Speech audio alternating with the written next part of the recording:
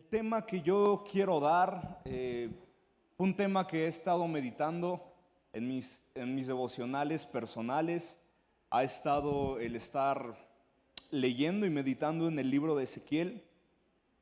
Y hay tantos sub y bajas en el pueblo de Israel que uno se podría frustrar, diciendo, bueno, si son el pueblo de Dios, ¿por qué meten la pata? Si son el pueblo de Dios, ¿por qué se equivocan tanto? Y justamente también pasa con cada uno de nosotros como creyentes. Y es por eso que se ha estado hablando de una metamorfosis. Necesitamos recibir una transformación en nuestra vida. Si no tenemos una transformación en nuestra vida, podríamos estar haciendo cosas buenas, sin embargo, no trascienden. Sin embargo, no es parte de nuestro ADN y por lo tanto no voy a perdurar en los caminos del Señor. Yo necesito un cambio de adentro hacia afuera, y es por eso que el tema es lo que nadie ve, lo que es secreto, lo que nadie ve, lo que yo hago en lo secreto, lo que yo soy en lo secreto. Eso es lo que cuenta más. No es la plataforma, no es reunirnos en este lugar precioso, no, es lo que nadie ve, lo que para Dios cuenta más. ¿Y por qué lo he titulado de esta manera? Porque notamos en la Biblia, cuando tú empiezas a leer la Biblia de forma continua, cuando tú empiezas a estudiar la Biblia, notamos que no podemos, la Biblia es muy clara en que las buenas acciones o las buenas obras no son suficientes para yo ganar la salvación. Vemos en la palabra de Dios como Pablo menciona en el Nuevo Testamento, no es por obras. Yo no puedo ganarme el cielo. No puedo ganarme el cielo, y Pablo lo menciona tal cual, no es por obras para que nadie se gloríe. Y las obras son cosas que la gente ve. Las obras son acciones que todos podemos ver y todos podemos ser testigos. Sin embargo, no es por esas buenas obras, como culturalmente se llega a creer. Yo me acuerdo mucho en el kinder cómo mencionaban, pues es que sí, los que se portan bien, hasta con la Navidad lo ponemos, ¿no? Los niños que se portaban bien todo el año eran los que recibían regalo. Los que no les tocaba carbón, y entonces agarraban ese carbón y de ahí nacieron los grafiteros, porque empezaban a grafitear las paredes. Pero no es por obras, no se trata por obras, aunque muchas veces en la sociedad así se nos enseña. El que se porta bien, el que obra bien, el que es bueno toda su vida, entonces ganará el cielo. La Biblia no dice eso. La Biblia dice que precisamente no es por obras para que nadie se gloríe. No es por lo que la gente ve y no es por lo que yo aparento para que nadie tenga gloria para sí. Y esto nos lleva a nuestro primer punto en esta meditación, que es carnalidad.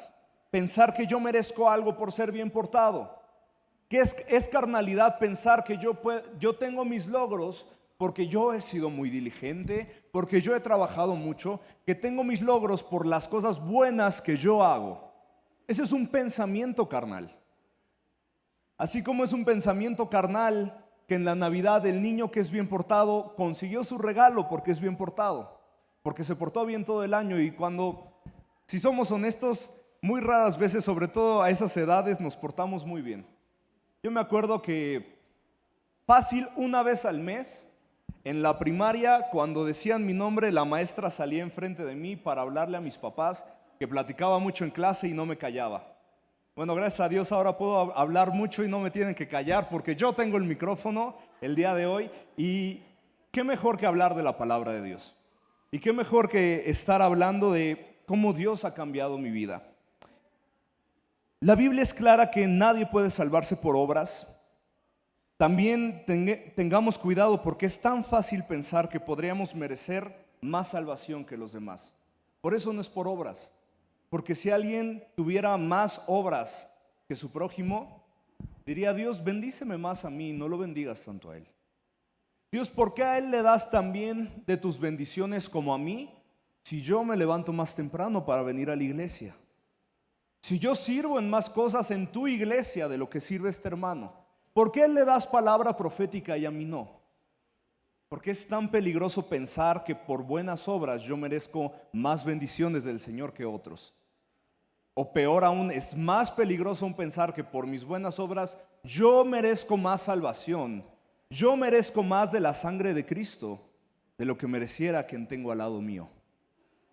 Por eso no es por obras, por eso no es por lo bueno que yo puedo hacer, es por la gracia de Dios en cada uno de nosotros, la gracia de Dios que está obrando en cada uno de nosotros de maneras diferentes, a pasos diferentes. Pero es la gracia de Dios, no puede ser por obras, porque entonces yo por las obras podría justificarme y decir, soy más santo que los demás, soy más santo que el hermano que tengo al lado mío, soy mejor que el que tengo al lado mío porque yo sirvo mejor a Dios, porque yo le dedico más tiempo a Dios, y eso es falso, no es por obras. Por eso es lo que nadie ve, en lo secreto, donde no tengo a todas estas personas viéndome, en lo secreto, en el rincón más secreto de mi cuarto, de mi casa. Eso es lo que cuenta más, eso es lo que vale más. No las buenas obras, no si yo he hecho más que el que tengo al lado mío, no si yo llegué a Cristo antes del que está al lado mío. No, es lo que nadie ve, lo que cuenta más. Y aquí entonces quiero también hablar de las acciones. Si las acciones pueden afectar para bien o para mal nuestro entorno, las acciones también contagian nuestro entorno, y para esto vayamos a Ezequiel 36, versículo 17. Listo. Hijo de hombre, cuando los israelitas habitaban en su propia tierra, ellos mismos la contaminaron con su conducta y acciones. Su conducta ante mí era semejante a la impureza de una mujer en sus días de menstruación. Y esto no lo menciona denigrando a la mujer y el proceso que tiene. Esto lo menciona porque es algo antihigiénico, no por ser mujer, no por el hecho de ser mujer, sino porque no es sano y no es lo saludable, no es como Dios lo ha diseñado. Nadie de las mujeres, voy a decirlo así, nadie de las mujeres conservaría toallas en su menstruación. Es algo que se desecha, no es algo que conservas. Sin embargo, la conducta de los israelitas para Dios, delante de Dios, sus obras, sus acciones, era como si nos quedáramos con ese pañal, con los bebés. Nadie conserva el pañal de su hijo, aunque es su hijo. Lo que sí llegan a hacer las mamás, y lo he visto con mi mamá, es que conservan los dientes, las muelas cuando se cae. Pero ¿conservarías el pañal de tu hijo? Cuando tiene ya 6 meses, cuando le están saliendo las muelas de leche, ¿conservarías ese pañal? Es así a lo que se está refiriendo la Biblia. Aunque es tu hijo y aunque lo ames y le des todo, no vas a conservar su pañal, son sus desechos. Las acciones sí afectan nuestro entorno. Así como afectaron a Israel, afectaron la tierra prometida. Esa tierra donde vemos en Éxodo, Levítico, Deuteronomio, Números también, como toda una travesía, 40 años en el desierto para llegar a la tierra donde fluye leche y miel. Sin embargo, en Ezequiel, cuando ya están en esa tierra donde fluye leche y miel, esta tierra es contaminada por las acciones. Si las acciones afectan nuestro entorno, si las acciones tienen su lugar de importancia, y es por eso que debemos de tener cuidado en nuestras obras y debemos de tener cuidado en nuestras acciones. Sin embargo, las acciones no son lo más importante, porque aquí vamos a nuestro siguiente punto, que nuestras acciones son engañosas, porque incluso buenas acciones se pueden hacer con malas intenciones. Buenas acciones pueden nacer de malas intenciones, y para esto vayamos a leer Filipenses 1, versículo 15. Es cierto que algunos predican a Cristo por envidia y rivalidad, pero otros de buena voluntad. Y mientras iba trabajando este mensaje, a mí me llamó mucho la atención este versículo. ¿Cómo es que algunos pueden hablar y tener un ministerio de pura envidia y por pura vanidad. Podría tener un ministerio, podría alguien estar ejerciendo un ministerio, pero su corazón es engañoso y su corazón está obrando en malas intenciones. Podría alguien tener un ministerio, una plataforma, estar predicando de la palabra de Dios, pero lo único que él quiere satisfacer es su ego. Lo único que él quiere tener es sus 5 minutos de fama, aunque sea por medio de una iglesia. Porque las buenas acciones no son definitivo y no es algo donde yo tengo que valerme y decir, bueno, he sido muy bueno porque he hecho esto, porque he cumplido mi lista. No, porque incluso en Filipenses nos dice que hay gente y existirá gente que compartirá del evangelio, que compartirá que Cristo puede cambiar tu vida, pero lo está haciendo por envidia. Lo está haciendo para satisfacerse a él. Lo está haciendo como una competencia. ¿Qué iglesia es más grande, la tuya o la mía? ¿Quién tiene más miembros? Yo o tú. ¿Quién predica mejor? Lo están usando como una plataforma para satisfacer su ego. Puedo hacer buenas acciones que nacen de mi mera carnalidad. Por lo tanto, no repercuten en lo eterno. Y por lo tanto, no llegan a cambiar mi vida. No definen quién soy. Los secretos sí definen quién soy. Pasemos a Efesios 6, verso 6. No lo hagan solo cuando los están mirando, como los que quieren ganarse el favor humano, sino como siervos de Cristo, de corazón, haciendo la voluntad de Dios. De buena intención, lo hago porque me nace. Lo hago porque es lo que Dios me ha pedido a mí. No lo hago para que la gente me vea. No lo hago para tener una plataforma y entonces ganar la admiración de la gente o ganar la admiración del público. No lo hago por eso. Aunque desgraciadamente incluso en la iglesia, incluso predicando el evangelio, existirán personas que sí lo hagan con ese corazón. Que quieran levantar una iglesia y quieran tener el puesto, que le digan pastor, que le digan apóstol, solo para satisfacer su carnalidad, solo para agradar el ojo del hombre. Y es ahí donde nuestras intenciones y nuestras acciones se disfrazan muy bien. Pero no nos podemos engañar a nosotros mismos, sabiendo y entendiendo con qué intenciones hago lo que estoy haciendo. Con qué intenciones empiezo a servir en una iglesia. ¿Lo hago porque estoy enamorado de Dios? ¿Porque quiero ser un siervo genuino de Cristo? ¿O lo estoy haciendo para que la gente vea qué tan bueno soy?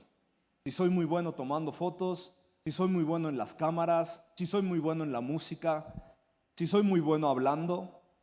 ¿Con qué intenciones estoy haciendo lo que estoy haciendo? Porque desgraciadamente va a haber gente que incluso en la iglesia van a intentar sacar provecho de tener una plataforma para ellos mismos. Ni siquiera la iglesia se salva y por eso es que tenemos que tener cuidado. ¿Qué es lo que Dios le dijo? Me parece a Jeremías, guarda por sobre toda cosa guardada, guarda tu corazón. Guarda las intenciones más profundas de por qué estás haciendo lo que estás haciendo. Porque podríamos hacer muchas cosas buenas, pero mi corazón es un corazón engañado. Mi corazón es un corazón malo.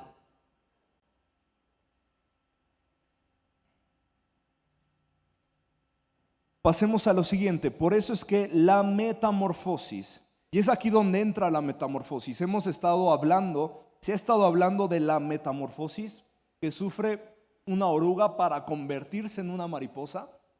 Que aunque los huevecillos los ponga una mariposa, no sale de ahí una mariposa, sale de ahí una oruga. No sale ahí un ser con alas que puede volar, sale un ser que tiene que arrastrarse.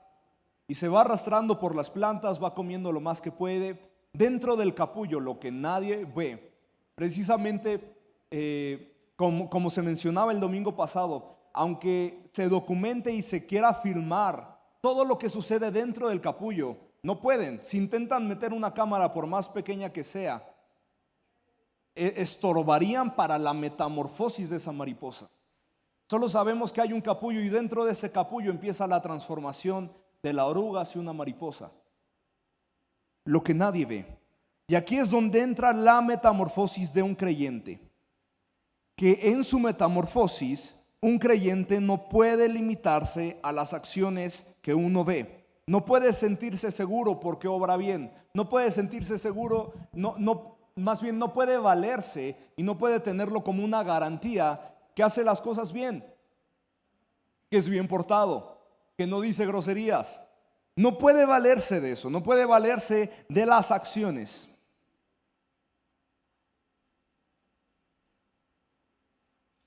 Porque el creyente que está transformado ve las pruebas como un avance del evangelio, no sus acciones. Y para esto regresemos a Filipenses, pero ahora el verso 12.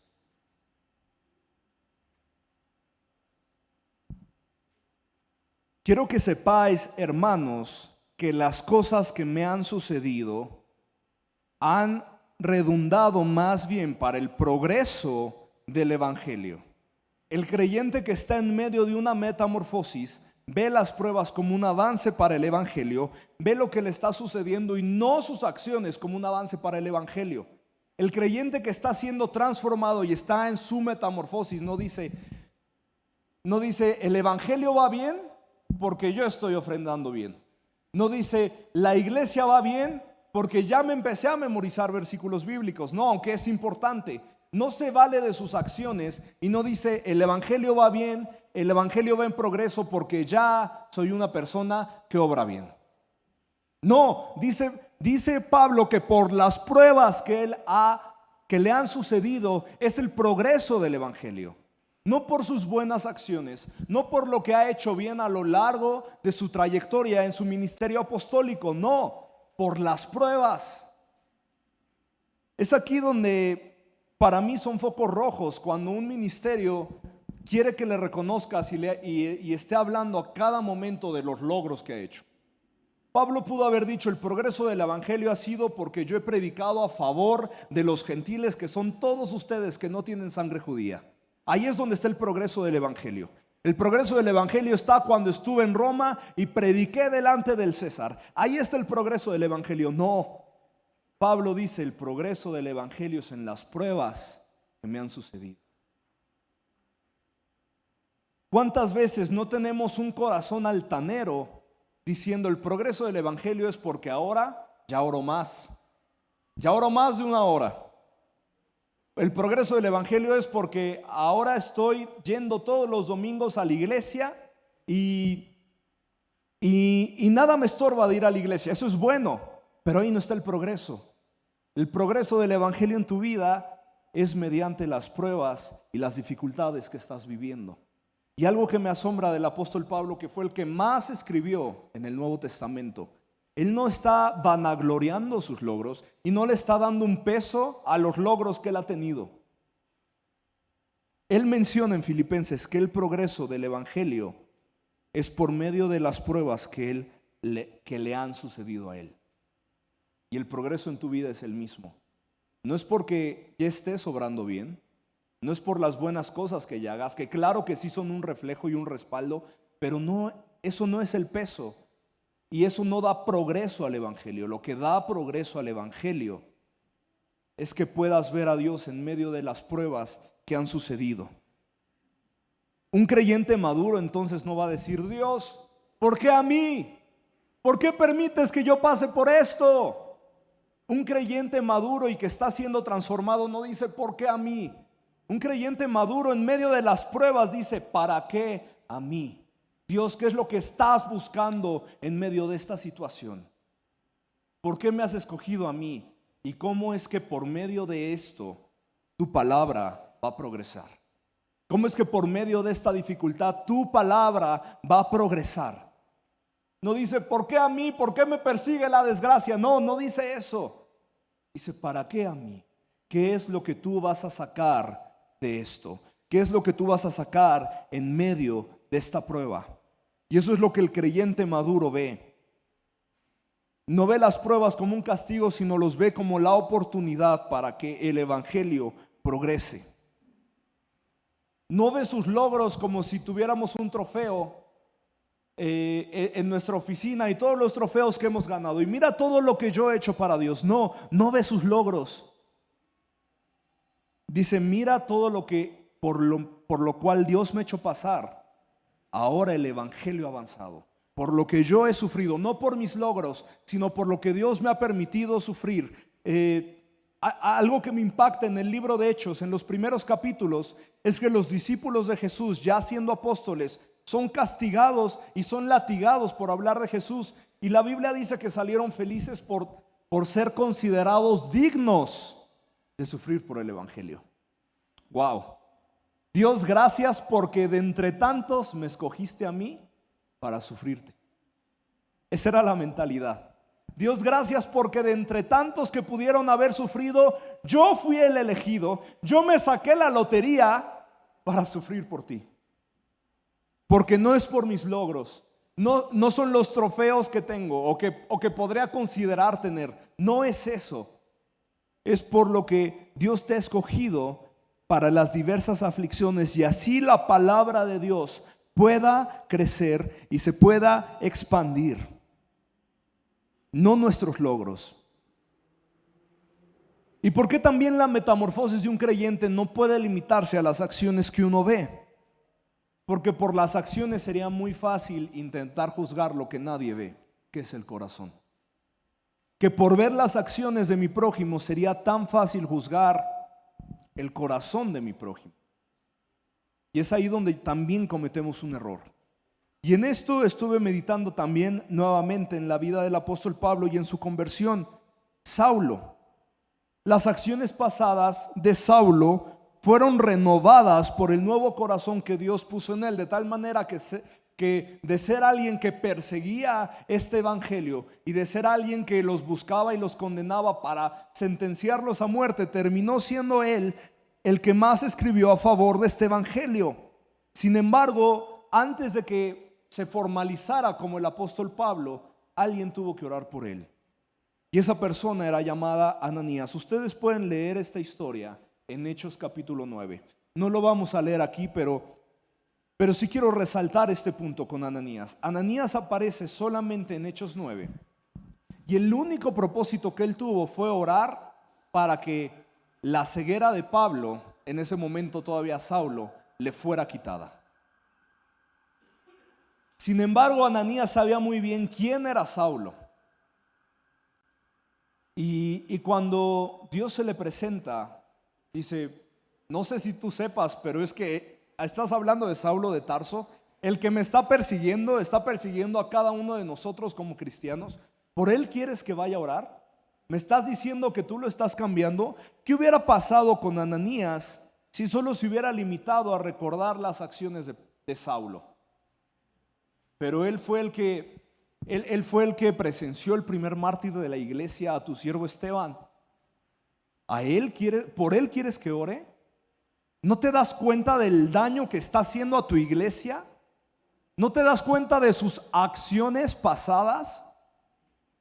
Sin embargo, Ananías, como un cristiano sano y maduro, aunque sí lo dudó, pero sano y maduro, terminó obedeciendo.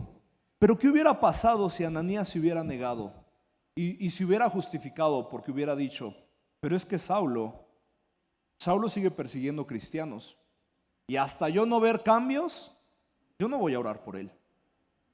Hasta yo no ver que vaya de rodillas a la basílica, yo no voy a saber si realmente cambió. No es por las obras que uno ve. Un cristiano que está en una correcta metamorfosis no limita y sobre todo no juzga al hermano que tiene al lado por las acciones que comete, porque es lo que nadie ve, los corazones, y ninguno de nosotros más que Dios conoce el corazón de cada uno de nosotros. Podemos tener una idea por los frutos que tienen, pero no tal cual conocer el corazón, porque solo Dios conoce los corazones. Pero ¿qué hubiera pasado si Ananías se hubiera puesto en un papel como si conociera el corazón de Saulo? No, porque es un hombre egoísta, porque es un hombre que nos está persiguiendo, es un hombre religioso, es un hombre que busca mi muerte. ¿Quién hubiera orado por Saulo entonces? ¿Quién hubiera sido el instrumento de parte de Dios para que Saulo tuviera su metamorfosis a Pablo? ¿Quién hubiera sido? Tiene que ser gente que no se basa en las acciones y no se justifica en las acciones para decir tu corazón está mal. No se justifica en las acciones para condenar la vida de su prójimo. Y aquí hay otra realidad, que no podemos acercarnos a Dios por lo que vemos. No podemos acercarnos a Dios y generar confianza a Dios porque ahora sí veo la iglesia llena. No puedo acercarme a Dios y tener confianza en Dios y decir, ahora sí el sueldo me subió. No es por lo que veo. Ahora sí mis hijos me están obedeciendo. No, yo no me acerco a Dios por lo que veo. Yo me acerco a Dios por mi fe, por lo que yo creo. ¿Qué más dice la Biblia? Por la fe somos justificados. Nuevamente, no es por las acciones, es por la fe. No por las acciones que uno ve, sino por la fe, por lo que yo creo, porque creo que la sangre de Cristo es suficiente y me justifica. Yo soy justificado. No es por las buenas cosas que he hecho. No es porque pueda ayunar una vez a la semana. No es porque me sé de memoria la Biblia de Génesis hasta Apocalipsis. Es por la fe, es por lo que creo. Yo no me acerco a Dios por lo que estoy viendo. Yo no me acerco a Dios por lo que puedo tocar y palpar. Yo me acerco a Dios por lo que creo. Yo me acerco a la presencia de Dios por lo que creo y no por las acciones. Si nos enfocáramos en lo que podemos dar, nuestra fe va a ser una fe muy limitada, muy tergiversada. Y para esto leamos Hebreos 11:27. Por la fe dejó a Egipto, no temiendo la ira del rey, porque se sostuvo como viendo al invisible. Eso es la fe, como si estuviera viendo lo que no puedo ver. Como si estuviera caminando a oscuras, pero sé que estoy dando los pasos correctos.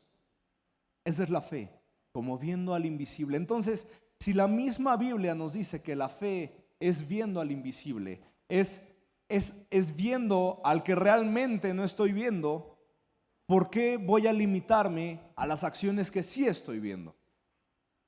Por eso es que si el creyente solo se basa, si el seguidor de Cristo solo se basa en lo que puede ver, va a tener una fe muy limitada o casi nula, porque su fe solo se va a activar cuando ve las cosas bien, porque su fe solo se va a encender cuando ve que la gente lo respalda, o cuando ve que en su trabajo va bien, o cuando tiene cosas buenas en su casa.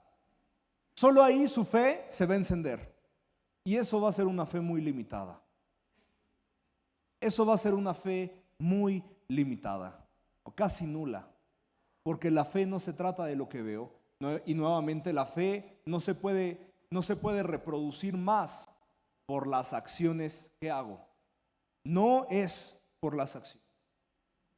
¿Qué hubiera pasado mientras estamos hablando de esto, de George Mueller, quien levantó un orfanato sin nada?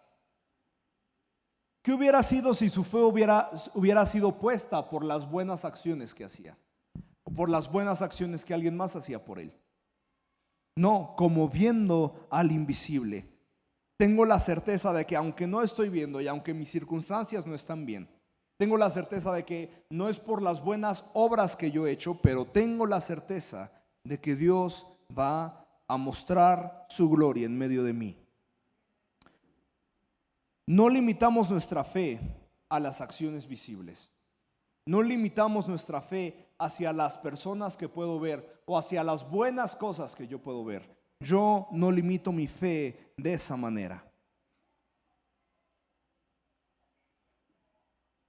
Y quiero ir al siguiente punto, al cuarto punto, que una verdadera metamorfosis me hace obrar justamente porque es quien soy. En una verdadera metamorfosis, mis buenas acciones, mis buenas obras me hacen obrar de esa manera porque es quien yo soy.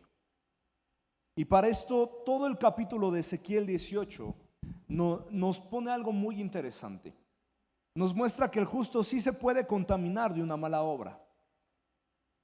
Y en todo ese capítulo el Señor, por medio del profeta Ezequiel, está mencionando que si el justo lleva una vida justa todo su camino, pero hiciere una mala obra, entonces ese justo está contaminado. Sin embargo, el impío, el que toda su vida ha obrado mal, empieza a hacer obras justas, entonces él será justificado. Y por medio de Ezequiel, el Señor reta al pueblo de Israel y les dice: ¿o les parece esto injusto? Y tú podrías decir: pues sí, sí parece injusto, porque tienes a alguien justo que toda su vida ha estado buscando obrar bien, ha estado buscando hacer buenas acciones, y por una equivocación, por un error, por un desvío en su corazón, tú lo estás contando como alguien impuro y tú lo estás contando como alguien impío. Sin embargo, el impío, que toda su vida ha sido un atropello, ha sido un descarriado, ha hecho lo que quiere de su vida, empieza a obrar bien, y tú se lo cuentas como justicia y tú se lo cuentas como alguien justo. La balanza no está bien, podría sonar injusto. Sin embargo, aquí hay otra gran verdad. Vayamos a Ezequiel 33 y vamos a leer del verso 13 al 15, por favor.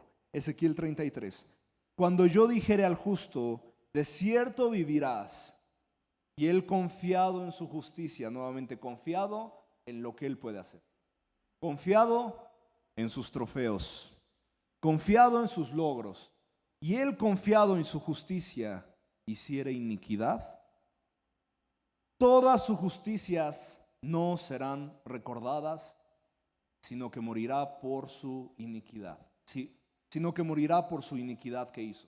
Nuevamente, como en Ezequiel 18, un justo que ha obrado bien y tiene todos sus logros, todas las estrellas de honor, todos los trofeos, pero confiando en eso, confiando en sus logros, hace iniquidad, va a ser contado por iniquidad, va a ser contado como alguien injusto. Y cuando dijera al impío, y cuando yo dijera al impío: de cierto morirás, y si él se convirtiere de su pecado e hiciere según el derecho y la justicia, si el impío restituye la prenda, devolviere lo que hubiere robado, y caminar en los estatutos de la vida, no haciendo iniquidad, vivirá ciertamente y no morirá. ¿Por qué pareciera esta balanza tan desbalanceada? ¿Por qué si el justo que toda su vida se ha esforzado por obrar bien y hace iniquidad, cuenta como iniquidad, cuenta como impío? Pero el impío, que toda su vida ha sido impío, pero cuando Dios le da su sentencia final, empieza a cambiar sus obras y empieza a cambiar y tener buenas obras, ¿por qué le es contado como justicia? ¿Por qué lo deja vivir? ¿Y por qué al ex justo lo deja morir? Y esto es lo que yo entendí de parte de Dios. Yo puedo hacer buenas obras sin un cambio genuino en mi corazón. Y ya lo vimos en Filipenses, cómo incluso puede haber gente que predique el evangelio, pero por envidia, para satisfacer su ego. Yo puedo hacer buenas obras sin un cambio genuino en mi corazón. Llevar una vida rutinaria, forzarme en hacer cosas buenas, cosas bonitas, sin un cambio genuino en mi corazón. Pero no puedo dejar las malas obras sin un cambio genuino en mi corazón. O sea, yo podría estar obrando bien y teniendo una vida rutinaria buena, viendo los logros que he hecho en nombre de Dios, viendo todo lo que yo puedo hacer en nombre de Dios, pero mi corazón no es un corazón correcto. Pero para que alguien pueda dejar el pecado, pero para que alguien pueda dejar la maldad, Para que alguien pueda apartarse de lo malo, realmente necesita un cambio que viene de dentro. Para que alguien pueda alejarse de lo malo, realmente necesita un cambio que viene de dentro. Y aquí también me recuerda la parábola de los dos deudores. Uno que para poder pagar su deuda tenía que venderse él como esclavo, su esposa, sus hijos y toda su pertenencia, y aún así iba a seguir en la cárcel porque no alcanzaba a cubrir su deuda. Y él le suplica a su rey que lo perdone. El rey, movido a misericordia, le perdona. Sin embargo, cuando este deudor ve a un consiervo que le debía, él no hace lo mismo. ¿Y por qué me recuerda esta parábola de los deudores? Porque en su momento el siervo que le debía al rey hizo algo bueno por su consiervo, que fue prestarle para una deuda que tenía. Eso es algo bueno. Aparentemente eso es algo bueno. Eso es algo donde tú podrías decir, qué buen amigo. Yo estaba en apuro y él me ayudó. Yo estaba en apuro y él me prestó. Qué buen amigo es. Sin embargo, el corazón de este consiervo no era el correcto. Y entonces cuando el consiervo dice, dame un poco de tiempo más y te lo voy a pagar, él ya no quiere perdonarlo. Una buena acción que al final de cuentas venía de un corazón malo. Por eso es que las acciones no pueden ser mi detonante para saber si, o para confiarme yo mismo en que verdaderamente soy salvo. No son las acciones, no es lo que veo, es la fe lo que me justifica. Es la gracia de Dios lo que me justifica. Porque yo podría estar haciendo obras buenas, orar por los enfermos, dar a los pobres, y mi corazón es un corazón malo. Pero podría hacer malas obras, pero no puedo dejar las malas obras. No puedo dejar el pecado. No puedo producir un cambio genuino si mi corazón no cambia. No puedo dejar las malas obras sin un cambio genuino en mi corazón. Y por último quiero mencionar lo siguiente, que cuando yo me enfoco en solo lo que puedo ver, va a llegar un punto donde me va a ser muy fácil dejar de ver las provisiones de Dios, dejar de ver su mano como lo es su gracia. ¿Tú puedes ver la gracia de Dios así tal cual, como si fuera un objeto, una barra que puedes agarrar? No. Tú vas viendo la gracia de Dios cuando empieza tu corazón a cambiar. Porque vivimos por gracia. ¿Cuántas veces no se predica que lo que tenemos y la oportunidad que tenemos es por la gracia de Dios y por el sacrificio que Cristo tuvo en su corazón? Sin embargo, nosotros vamos haciendo nuestra vida normal, como nos lo han enseñado en la primaria. Naces, creces, te reproduces y mueres. Sin embargo, para nacer en donde estás, para nacer y conocer el Evangelio, para nacer y haber llegado a este punto y reunirte el día de hoy escuchando la palabra de Dios, la gracia de Dios tuvo que estar interviniendo muchos años y seguramente sigue interviniendo todavía. Pero cuando yo me enfoco en lo que puedo ver, el cristiano que estaba en su metamorfosis se le va a hacer muy fácil, o va a llegar el punto donde deje de ver la gracia de Dios en su vida y le pase como el justo en Ezequiel 33, confiado confiado en lo que él puede hacer, confiado en sus buenas obras y no confiado en lo que Dios hace por él. No confiado en que es solo de Dios y para Dios lo que él hace. No confiado en que él vive para Dios, no para el agrado de los demás. Que él vive para Dios, no para satisfacerse a sí mismo, jactándose, sintiéndose mejor que los demás por sus trofeos.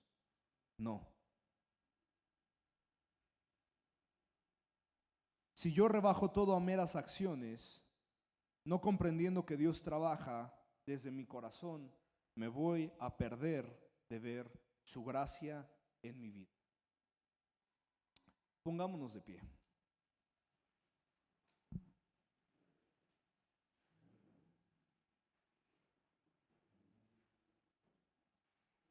Por eso es que el título de este tema es lo que nadie ve.